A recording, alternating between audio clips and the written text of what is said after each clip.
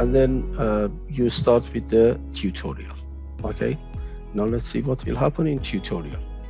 There is a link here that takes you to tutorial, so tells you what you will see in the actual exam. The tutorial actually tells you how the system works, how the buttons work, what are these icons means, what you can do, and that sort of thing.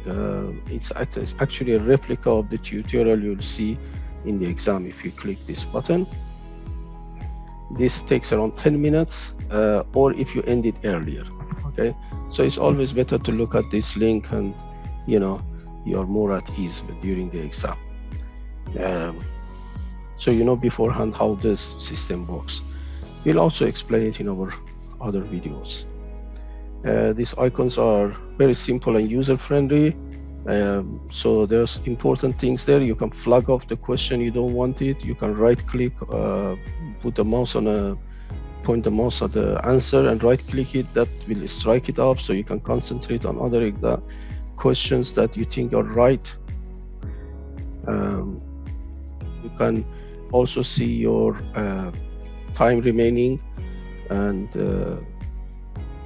at the top corner, top left or right, left-hand corner, and the number of questions attempted, and you can also jump from question to question, and you can review all question, review all button, or review all flagged off question. So this is 10 minutes. So if you don't start after 10 minutes, the exam automatically starts.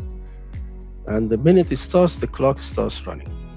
There's no negative marking, roughly 70%. So they do the scoring based on a scale of 400 minimum, 500 maximum.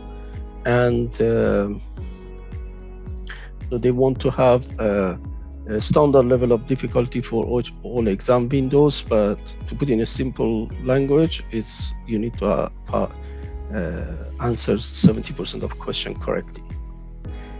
At the end, again, click all review all button, and then see that you have answered all the question. Anything that you haven't answered, it has a different color, or you can review the incomplete question. And as I said, there is no negative marking, so make absolutely sure that you answer all the question, even if you have no clue.